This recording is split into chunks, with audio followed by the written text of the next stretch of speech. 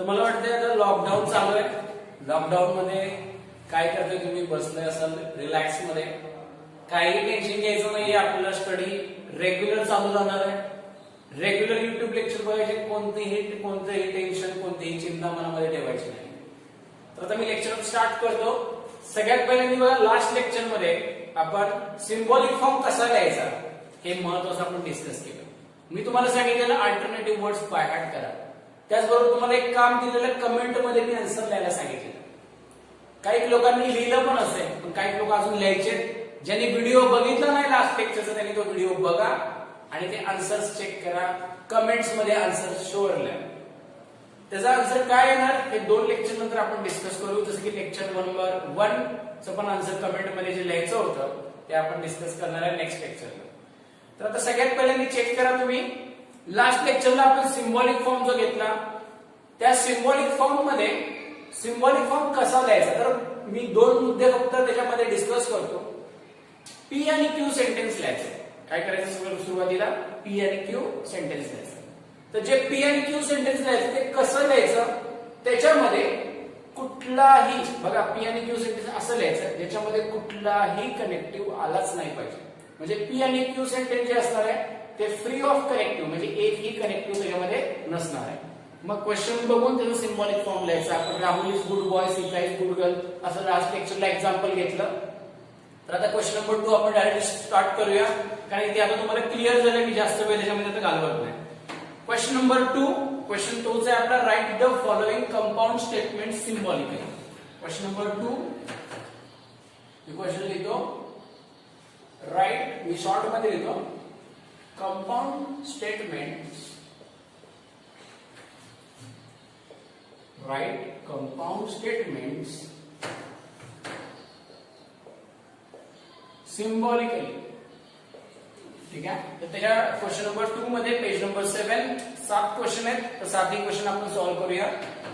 मी पहिले 2 एकदम डिटेल मध्ये सॉल्व्ह करून दाखवतो, बाकीचे मग आपण थोडेसे फास्ट मध्ये घेऊ. फर्स्ट क्वेश्चन आहे, Nagpur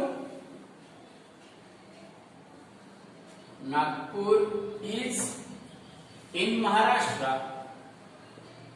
Nagpur is in Maharashtra and Chennai is in Tamil Nadu. And Chennai is in Tamil Nadu. ठीक आहे. तर हा आपला क्वेश्चन आहे. क्वेश्चन मध्ये आपल्याला तेच करायचं, राईट कंपाऊंड स्टेटमेंट्स सिम्बॉलिकली. म्हणजे हे जे कंपाऊंड स्टेटमेंट आहे हे आपल्याला सिम्बॉलिकली लिहायचं आहे. तर सगळ्यात पहिली स्टेप आपली काय, तर पी सेंटेन्स लिहायचा, क्यू सेंटेन्स लिहायचा. पी आणि क्यू सेंटेन्स कसा लिहायचा, तर पी आणि क्यू सेंटेन्स मध्ये कुठला कुठलाच कनेक्टिव्ह नाही लिहायचा. तर इथे चेक करा कनेक्टिव्ह कुठला आहे. हा आपला कनेक्टिव्ह आहे, म्हणजेच हा कनेक्टिव्ह आपल्या पी आणि क्यू मध्ये नाही आला पाहिजे. तर बघा पी सेंटेन्स काय, मी लिहितो लेट पी सेंटेन्स हे आपलं पूर्ण येणार आहे, नागपूर is in महाराष्ट्र. ठीक है. Q sentence without connective, Chennai is in Tamil Nadu. तर बघा आता याचा सिम्बॉलिक फॉर्म, मी सिम्बॉलिक फॉर्म कसा लिहितोय बारकाईने बघायचं. तर बघा मी लास्ट लेक्चरला पण केलेलं, पुन्हा एकदा मी दाखवतो करून. नागपूर इज इन महाराष्ट्र, हे पूर्ण सेंटेन्स आपलं काय आहे, पी आहे. बरोबर. चेन्नई इज इन तामिळनाडू, हे पूर्ण सेंटेन्स बघा आपलं काय आहे, क्यू आहे. बरोबर. सिम्बॉलिक फॉर्म आपलं काय आहे, नागपूर इज इन महाराष्ट्र, इथे पण नागपूर इज इन महाराष्ट्र. समजा नॉट असतं, Nagpur is not in Maharashtra, तर मी लिहिलं असतं नेगेशन ऑफ पी. पण इथे नागपूर इज इन महाराष्ट्र, इथे पण तेच आहे, नागपूर इज इन महाराष्ट्र. म्हणजे माझा सिम्बॉलिक फॉर्म सुरुवातीला काय येणार आहे, पी. नंतर अँड म्हणजे काय, आठवण करायची लगेच. अँड म्हणजे काय, तर कॅप आहे, कॅप. मग अँडच्या जागी काय येणार, मी cap. Chennai is in Tamil Nadu, तिथे पण काय, Chennai is in Tamil Nadu, P cap Q. हे माझा फर्स्ट क्वेश्चनचा आन्सर. समजतंय मी काय केलं. नक्की काय शंका आहे याच्यामध्ये? लास्ट लेक्चरला मी याच्यामध्ये बराच वेळ घालवला, आता मी डायरेक्ट क्वेश्चन सॉल्व्ह केला. मला वाटतं सगळ्यांना समजलाच असेल. पटकन याचा स्क्रीनशॉट मारून घ्या. Question number 1 fast.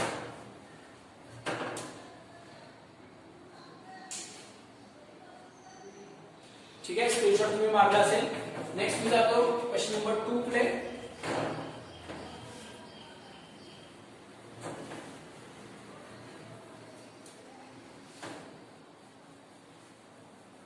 Question number 2 text book मधला तुम्ही पण चेक करा, पेज नंबर 7. क्वेश्चन नंबर 2 है ट्रायंगल इज इक्विलैटरल और आइसोस्केलेस. लिखो भी ट्रायंगल इज इक्विलैटरल और आइसोस्केलेस. म्हणजेच काय, ट्रायंगल इक्विलॅटरल आहे और आइसोस्केलेस आहे. तर आता मी जर पी आणि क्यू कसं लिहितो लक्ष द्यायचं. पी क्यू मध्ये आपल्याला कुठलाही कनेक्टिव्ह द्यायचा नाही. तर मी लिहितो triangle is equilateral. Same Q sentence काय येणार, ट्रायंगल इज आइसोस्केलेस. ठीक है, हे जे सेंटेन्स आहे त्यांनी एका याच्यातच लिहून दिले, ट्रायंगल इज इक्विलॅटरल और ट्रायंगल इज आइसोस्केलेस. ठीक आहे, तर आता याचं सिंबॉलिक फॉर्म मी शॉर्टकट लिहितो SF म्हणजे सिंबॉलिक फॉर्म. तो सिंबॉलिक फॉर्म चेक करा. ट्रायंगल इज इक्विलॅटरल आहे आणि पी सेंटेन्स पण ट्रायंगल इज इक्विलॅटरल आहे. मग दोन्ही सेम आहे. मग पी पहिला आहे असा. मध्ये और आहे. ऑरचा सिंबॉल काय असतो, कप. बरोबर, P cup.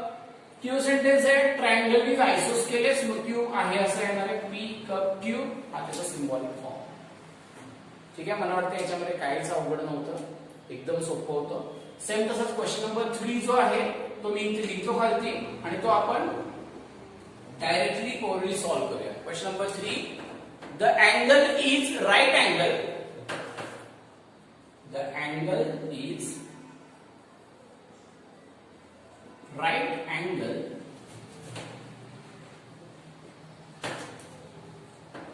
if and only if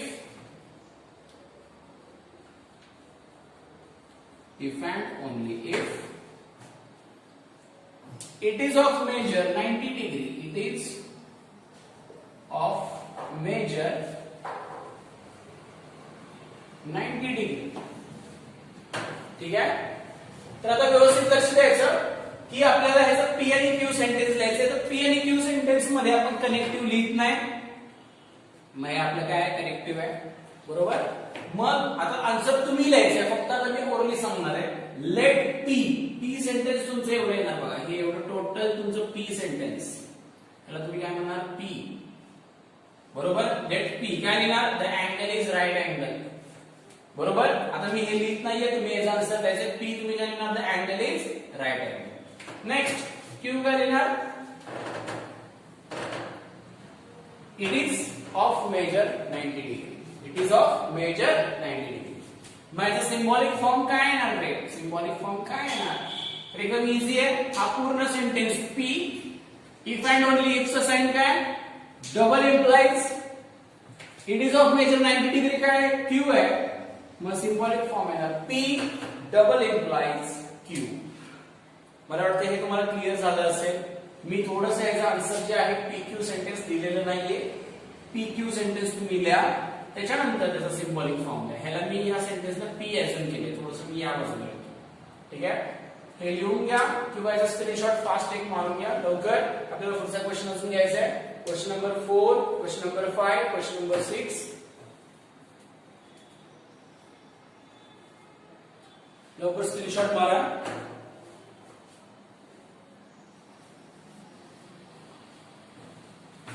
ठीक आहे, स्क्रीनशॉट तुम्ही मारला असेल. नेक्स्ट क्वेश्चन कडे मी आता मूव ऑन करतो. Question number 4. तर क्वेश्चन नंबर 4 काय बघूया. बघा, ज्यांनी टेक्स्ट बुक अजून परचेस केले नसतील तर त्यांना मी आठवण करून देतो. तुम्ही आता सगळेच 11वी पास झालाय. 11वी पास झाला असल्यामुळे तुम्ही टेक्स्ट बुक विकत घेतलं तरी चालू शकतं. चालू शकतं म्हणजे आपल्याला ते घ्यायचंच आहे. ठीक आहे, त्यामुळे टेक्स्टबुक विकत घ्या म्हणजे आपल्याला थोडंसं अजून फास्ट करता येईल. Next question number 4. Angle is neither acute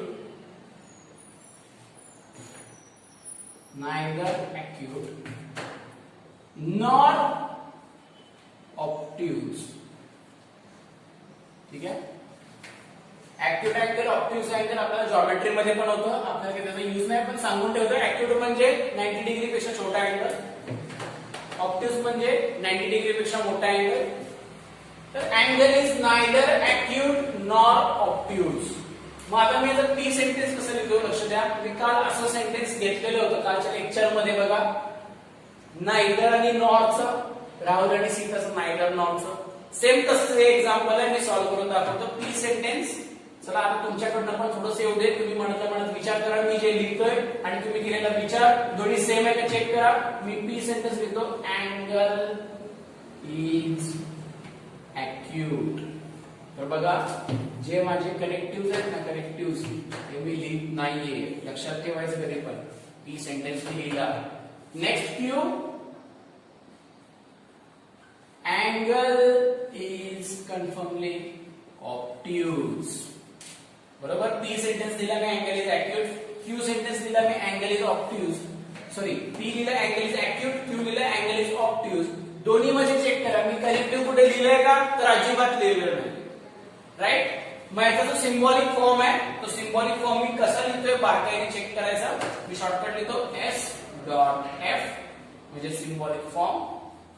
check करायचं अँगल इज ऍक्यूट. इथे शब्द काय, अँगल इज नायदर ऍक्यूट. बघा दोघांमध्ये फरक काय, angle is acute, angle is neither acute. Neither हा कोणाचा अल्टरनेटिव्ह वर्ड आहे रे, येस, तर हा कोणाचा आहे, नॉटचा अल्टरनेटिव्ह वर्ड आहे. तर नॉटचा अल्टरनेटिव्ह वर्ड आहे म्हणजेच अँगल इज नॉट ऍक्यूट त्यांनी म्हणले, म्हणजेच नेगेशन ऑफ पी. इथे काय आलंय रे पुढे, कनेक्टिव्ह नॉर आलं, ऑर नाही आलं. मग मी तुम्हाला कालच्या लेक्चर मध्ये सांगितलं ऑर सोडून, बघा ऑर सोडून कुठलाही आला तर त्याला काय द्यायचं, कॅप द्यायचा. कॅप द्यायचा म्हणजे काय, अँडचा सिम्बॉल द्यायचा. मी काल पण सांगितलेलं की ऑर सोडून, ऑर नाही हा नॉर आहे, ऑर सोडून कुठलाही आला तर कॅप द्यायचा. मी कॅप दिला. पुढे मी वाचतो क्यू सेंटेन्स काय, अँगल इज ऑब्ट्यूज. इथे दिलंय नॉट ऑब्ट्यूज म्हणजे ऑब्ट्यूज नाहीये, म्हणजे अँगल इज नॉट ऑब्ट्यूज असं त्यांचं म्हणणं आहे. म्हणजेच काय येणार, नेगेशन ऑफ क्यू. समजते मी काय केलं. हा झाला त्याचा सिंबॉलिक फॉर्म, हा झाला पी सेंटेन्स, हा झाला क्यू सेंटेन्स. एकदम सोपं होतं, याच्यामध्ये काहीच अवघड नव्हतं. पटकन हे लिहून घ्या किंवा याचा फास्ट एक स्क्रीनशॉट लावा, फास्ट वेळ नाही लावायचा अजिबात. आपल्याला अजून 2 क्वेश्चन कव्हर करायचे. क्वेश्चन नंबर 4 झालाय, 5, 6, 7 अजून 3 क्वेश्चन. स्क्रीनशॉट मारायचे fast.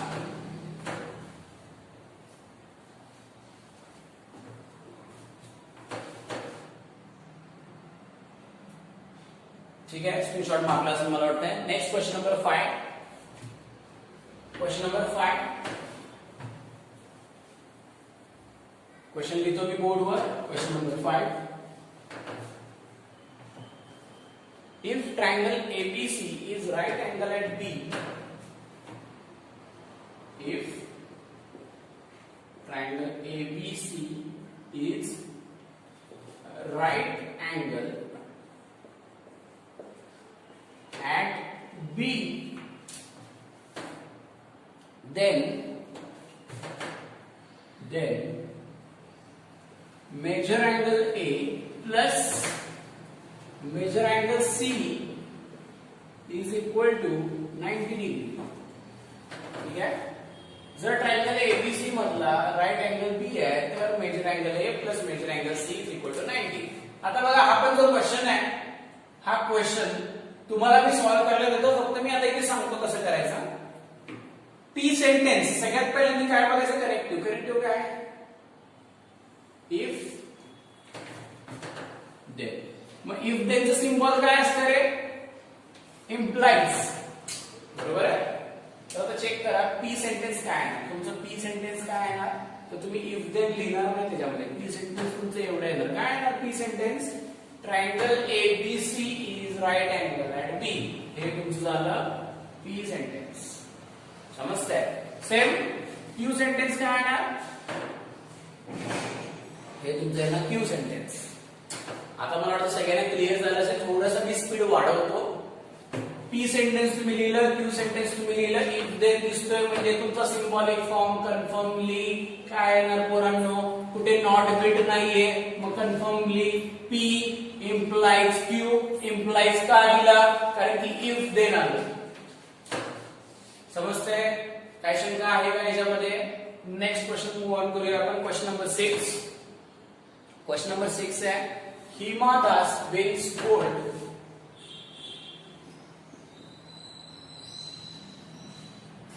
Hima Das wins gold if and only if she runs fast. If and only if she runs fast. आपल्याला काय क्वेश्चनचं मिनिंगशी मतलब नाहीये. आपल्याला काय करायचं? सिंबॉलिक फॉर्म लिहायचा आहे. तर आता सिंबॉलिक फॉर्म लिहिताना थोडंसं तुम्ही आता बारकाईने लक्ष द्या या क्वेश्चनकडे आणि तुम्हीच सांगा, मनात तुम्हीच विचार करा की P सेंटेन्स Q सेंटेन्स काय लिहिणार आणि सरांनी काय सांगितलं. तर सरांनी काय सांगितलं P सेंटेन्स कसं लिहायचं, तर त्याच्यामध्ये कुठलाही कनेक्टिव्ह लिहायचा नाही. सेम Q सेंटेन्स कसं लिहायचं, त्याच्यामध्ये कुठलाही कनेक्टिव्ह लिहायचा नाही. आता चेक करूया P सेंटेन्स काय लिहिणार. तर मी इथेच मार्क करतो. P सेंटेन्स तुमचं येणार हिमा दास विन्स गोल्ड. बरोबर? हे तुमचं काय कनेक्टिव्ह. कनेक्टिव्ह आपण लिहितो का रे? कनेक्टिव्ह नाही. हे कनेक्टिव्हचा सिंबल काय? या कनेक्टिव्हचा सिंबल काय आठवतंय का? हा सिंबल आहे. बरोबर? Double implies. Q सेंटेन्स काय? शी रन्स फास्ट. मग हे तुमचं Q सेंटेन्स, हे तुमचं P सेंटेन्स. मग तुम्ही आन्सर लिहिताना काय लिहिणार? मी आता लिहित नाही, तुम्ही लिहायचं लेट P सेंटेन्स काय लिहिणार? Hima Das wins gold. Next लाईनला Q सेंटेन्स शी रन्स फास्ट. मग सिंबॉलिक फॉर्म काय येणार आहे मुलांनो? तो सिंबॉलिक फॉर्म आहे confirmly P double implies Q. म्हणजे हे P आलं, हे डबल इम्प्लाइज आलं आणि हे काय आलं? Q आलं. समजतंय? तर आपला क्वेश्चन नंबर 6 झाला. एक लास्ट क्वेश्चन आपला याच्यामधला बाकी आहे. तुम्ही पटकन याचा एक स्क्रीनशॉट मारून घ्या लवकर.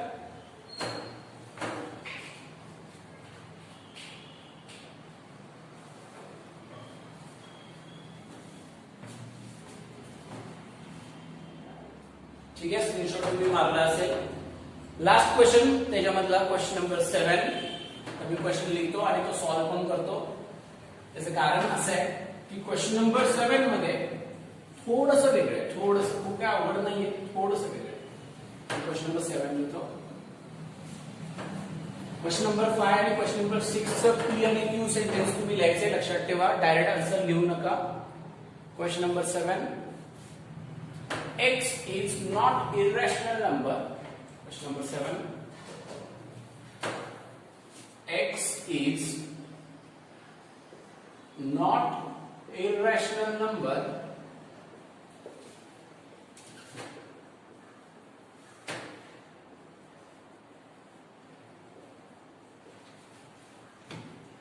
but it is a square of an integer. But it is a square of an integer. तर आता व्यवस्थित लक्ष द्या.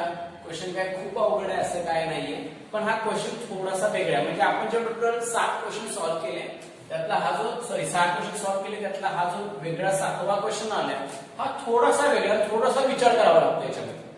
तर याच्यामध्ये वेगळा विचार काय करायचा आहे, लक्ष द्यायचा.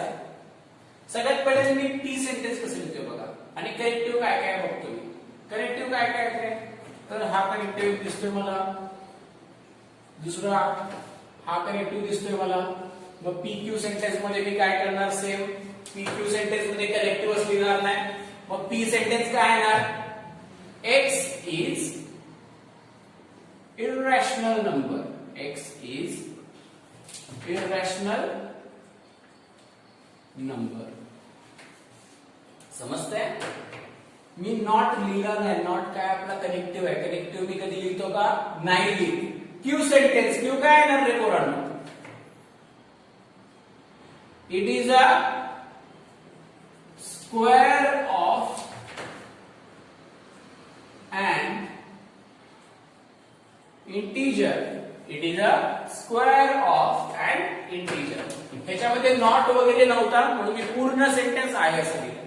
आता पी लिहून झालं, माझं क्यू लिहून झालं. व्यवस्थित लक्ष द्या. मी सिम्बॉलिक फॉर्म कसा लिहितोय? क्वेश्चन नंबर 7 खूप इम्पॉर्टंट आहे. आता याचा सिम्बॉलिक फॉर्म लिहिताना, कधी पण सिम्बॉलिक फॉर्म लिहिताना कुठलाही असेल, पहिले मी क्वेश्चन रीड करायचा, मग पी सेंटेन्स बघायचा. आता मी क्वेश्चन रीड करतो. x is not irrational number. बघा बारकाईने लक्ष द्या. x is not irrational number. Me question read केला.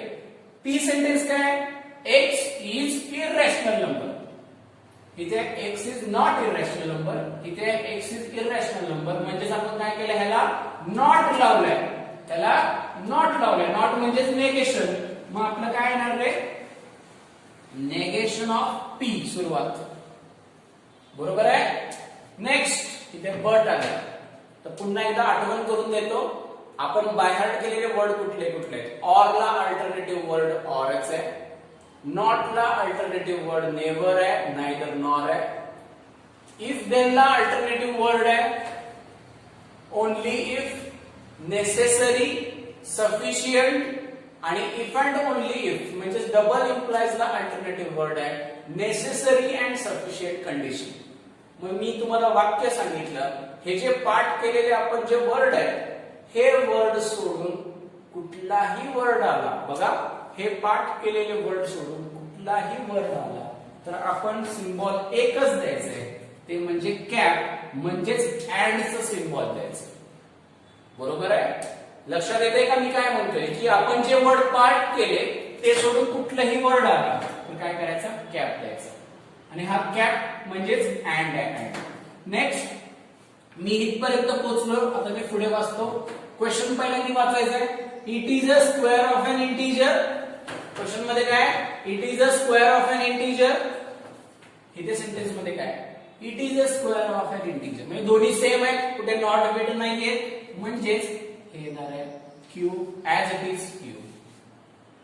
समजलं? तर क्वेश्चन नंबर 2 मधला हा लास्टचा क्वेश्चन थोडासा ट्रिकी, थोडासा अवघड होता, पण तुम्हाला सगळ्यांना आता व्यवस्थित लक्षात आलं असेल. एकंदरीत क्वेश्चन नंबर 2 आता आपण जो सॉल्व्ह केला त्याच्यामध्ये आपण पीक्यू सेंटेन्स जे लिहितो त्याच्यात करेक्टिव्ह लिहित नाही. आणि जेव्हा आपण सिम्बॉलिक फॉर्म लिहितो तेव्हा आधी क्वेश्चन रीड करतो आणि मग सिम्बॉलिक फॉर्म लिहितो. कारण क्वेश्चन वरूनच आपण सिम्बॉलिक फॉर्म लिहिणार. तर हा क्वेश्चन मला वाटतं तुम्हाला समजला असेल. तुम्ही एकदा हा क्वेश्चन व्यवस्थित बघून घ्या आणि पटकन याचा एक स्क्रीनशॉट मारून घ्या फास्ट.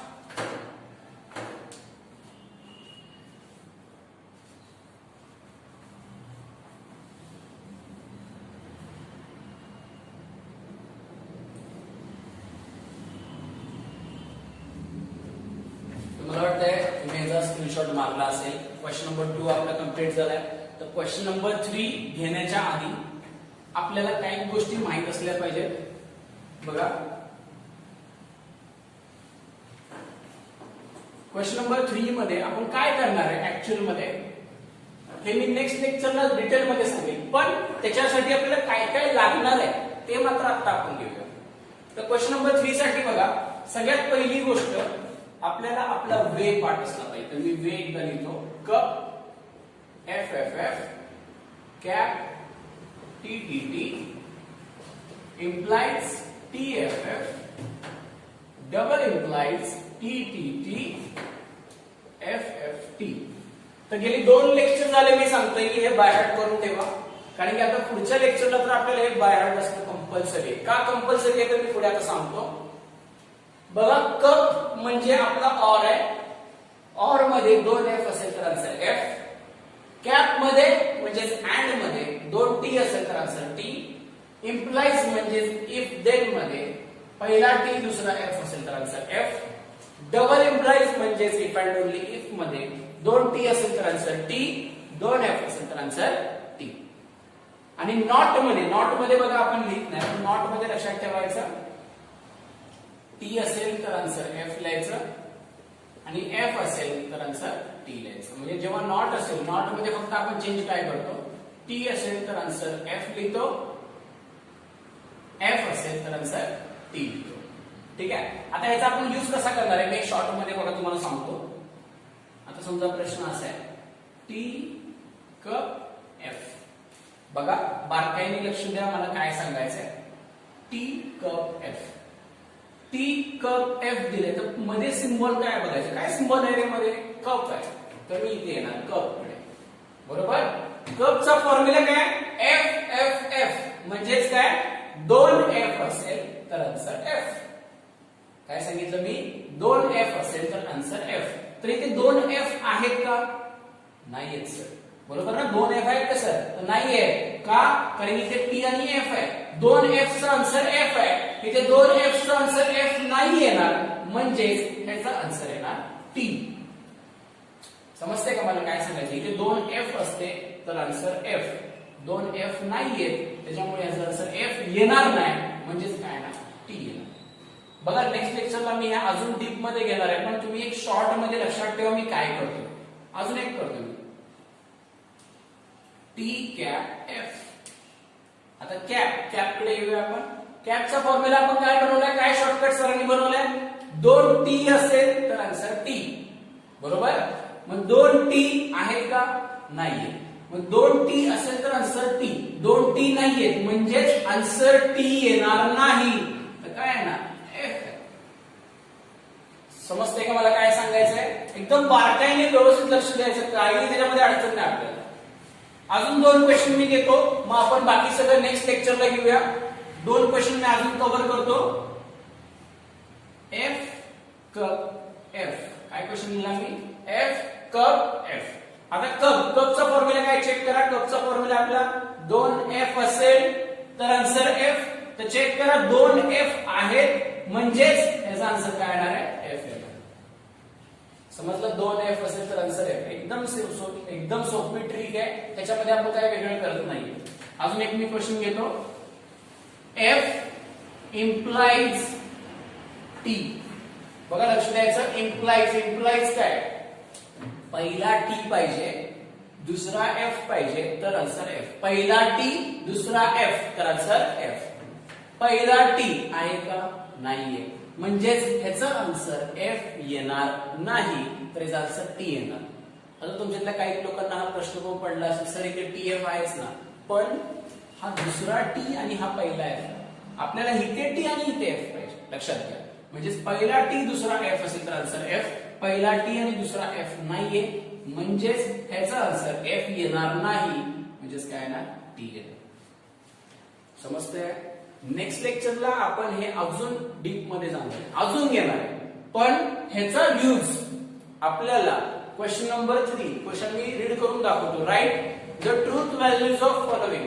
त्या क्वेश्चन नंबर 3 मध्ये आपण हे यूज करणार आणि आपण त्याचा यूज करूनच ते सॉल्व्ह करणार आहे. तर मी एक क्वेश्चन इथे बोर्डवर लिहितो, त्याचा आन्सर तुम्ही आपल्या युट्यूब चॅनलच्या खाली कमेंट मध्ये लिहायचं. मी इथे एक क्वेश्चन लिहिला, लक्षात घ्या. क्वेश्चनचा आन्सर तुम्ही लिहायचं आहे एफ डबल इम्प्लाइज टी. मुद्दाम म्हणून मी हार्ड दिला हा क्वेश्चन आणि हा क्वेश्चन. या 2 क्वेश्चनचे आन्सर मला आपल्या युट्यूब चॅनलच्या कमेंट मध्ये पाहिजेच पाहिजे. तुम्ही विचार करून याचा आन्सर लिहा. नेक्स्ट लेक्चरला आपण ह्याचा आन्सर काय येतं हे पण डिस्कस करूया, पण कमेंट मध्ये याचा आन्सर लिहा. हे जरी नसेल समजलं तर नेक्स्ट लेक्चरला आपण हे रिवाइज करणार आहे, पण हे व्यवस्थित चेक करायचं की हे पी वे वरतीच आपण सोडवलंय. तर पी वे फक्त बाय हार्ट करून ठेवा, बाकी आपण नेक्स्ट लेक्चरला घेऊया.